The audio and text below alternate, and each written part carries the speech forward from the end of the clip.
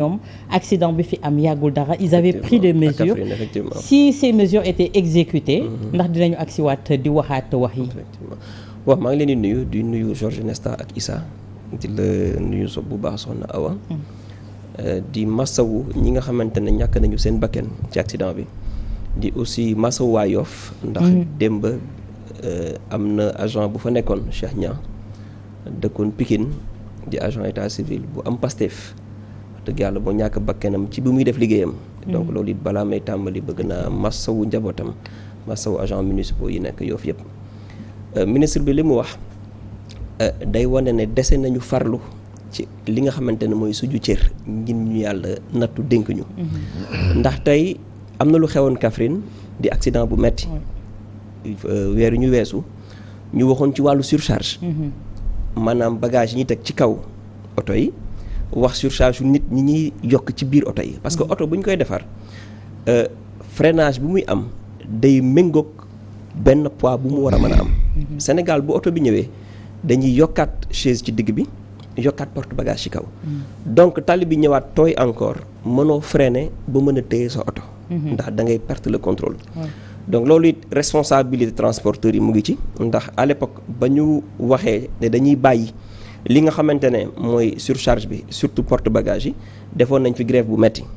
donc loolu it wax dëgg yàlla am alal baax na am ay oto yu daw baax na mais bakke nit kenn mënul xayma njëgam maanaam la vie n'a pas de prix donc tey jaadu na transporteurs yi toogaat seetaat seen bopp état bi it wax dëgg yàlla la ko war ci sàmm sénégalais yi sàmm la nga xamante ne mooy mesures yi ñu war a teg pour jàmm mën a am ci wàllu tali yi état bi foog mu jël fitam takk ko nag mën a taxaw def la ko ca war. mais un an après lañ promettre que ni mesures yooyu leen dinañ ko appliquer tey loolu lañ dégg jëwriñ ji wax ko est-ce que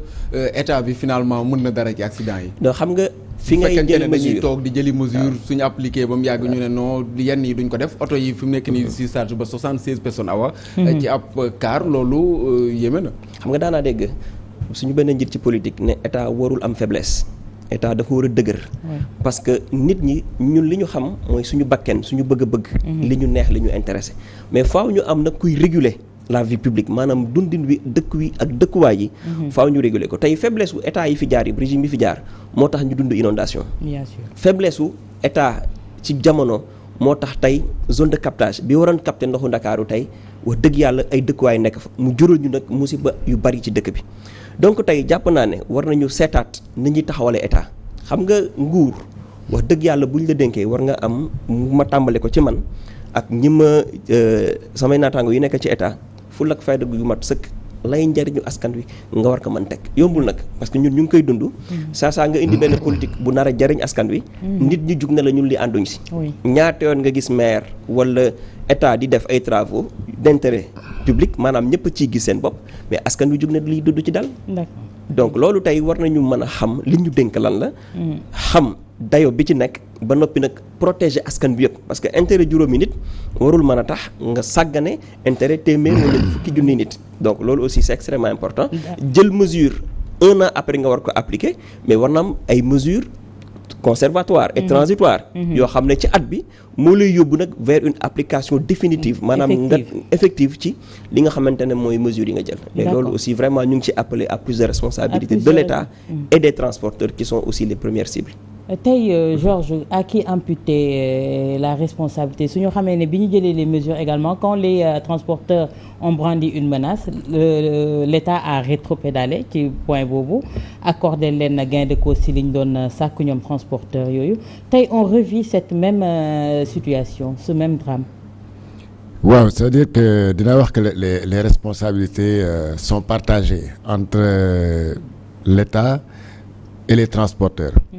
Mais ku si ëpp les responsabilités mooy l'État du Sénégal parce que l'État quand même après tout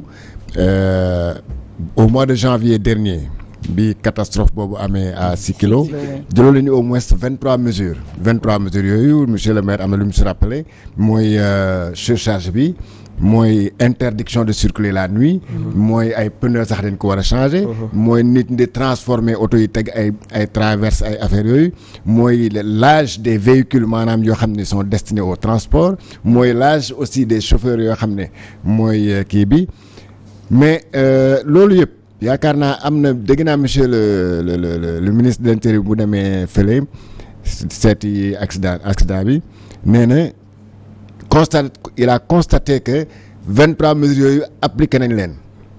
et pour donner preuve dafa ne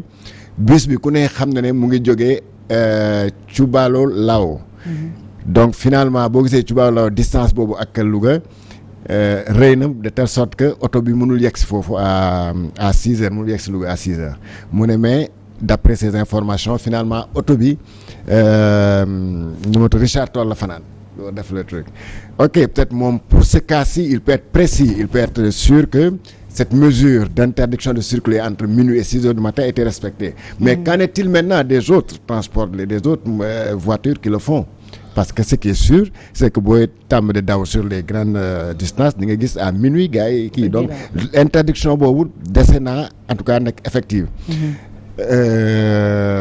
monsieur le maire mu ngi koy wax léegi effectivement parfois l'état bi day reculer parce que gis nga 23 mesures bu leen jëlee au mois de janvier ñett lañ si appliqué mais porte bagage yaa ngi fi toujours day gis gars yi tegle ba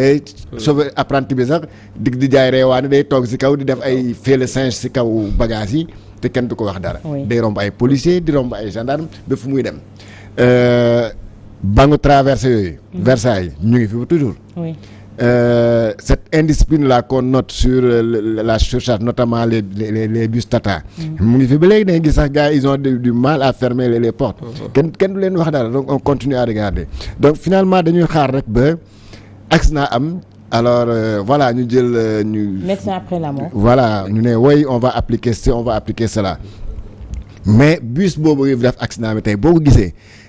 état bi nga xam ne bus bi magetoon na te pourtant si 23 mesures yooyu ñu jëloon au mois de janvier bokkoon na si âge des véhicules lu ñu indi oto boo xam ne dafa daw Europe ba def sa carrière foofu ñu indi ko fii Sénégal non seulement on le met sur la route mais dañ koy changer def transformer ko ba bu daal dina la jël 60 personnes comme bii tey mu jël 76 personnes. mais pourquoi on a du mal à maintenant on a du mal à réglementer c'est parce que wax naa la ko dem bu ñu def keppaar gi xam nga un problème aussi sérieux que le problème du transport. Oui. C'est du problème du transport, c'est du sérieux. C'est comme la santé, c'est comme l'éducation. Parce qu'un chauffeur inconscient est un danger permanent pour la société. ba tax na un transporteur inconscient aussi wala koo xam ne un transporteur boo xam ne intérêt xaalis remplir ses poches moo ko gënal la sécurité des passagers kooku aussi c'est un danger mais imagine yow boo demee dans la sous-région nga xool rek oto yu fay transporter mais demal Niger. demal Côte d'Ivoire demal bus yu stade bi stade Léopold Sédar Senghor gis bus yu def les transports kii te pourtant ñooñu sont bien organisés pourquoi l'État du Sénégal du woo ñooñu ne leen écouter parce que fii au Sénégal Dakar Dem Dikk ngi fi est-ce que Sénégal Dem Dikk ngi fi est-ce que gis nga les bus de Sénégal Dem Dikk di def ay accidents yu mel noonu parce que chauffeurs yi ni fa nekk dañ leen teg si yoon ne leen lii ak lii ngay def boo ko def ñu dàq la sanctionné la donc c'est le privé qui pose problème. Non, c'est parce que c'est la pagaille au sein du transport, ce qui est anormal. Mais et pourtant le Sénégal, je vois que le Sénégal pourtant expérimente un peu cette réglementation-là sur le transport. Je donne un exemple, bi Covid bi amee mais am na mesures yoo xam ne dañ leen jëloon que les transporteurs avaient respecté. ñu ne kuy demati si gare routière hein da ngay enregistrer comme ni ngay duggee avion ñu xool sa bagage am na dans la sous-région boo fa duggee ay leur bus de transport longue distance mais da ngay peese sa bagage comme ni ngay peesee bagage yi ngay duggee avion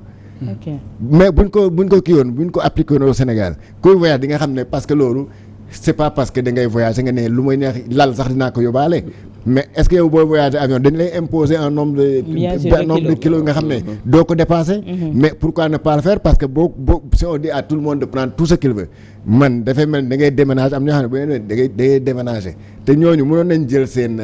nu mu sax louer benn les trucs am na oto yoo xam ne loolu rek mooy seen liggéey Sénégal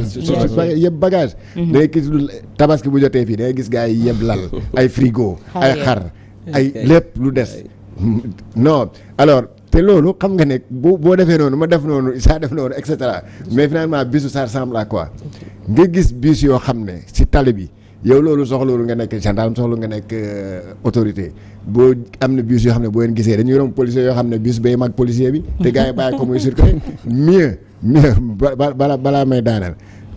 yooyu ñëpp ñu gis ko mais état bi sa responsabilité beneen responsabilité mooy lan au-delà de d'exiger l'application l'applicabilité des mesures mais mu tabax ay yoon yu baax yoon boobu wóor na ma ne yoonu Saint-Louis boobu ñëpp ñu ngi déplorer son état boo demee am na yoon yoo xam ne tey ñu ngi wax ay PUDC mu ngi tabax ay yoon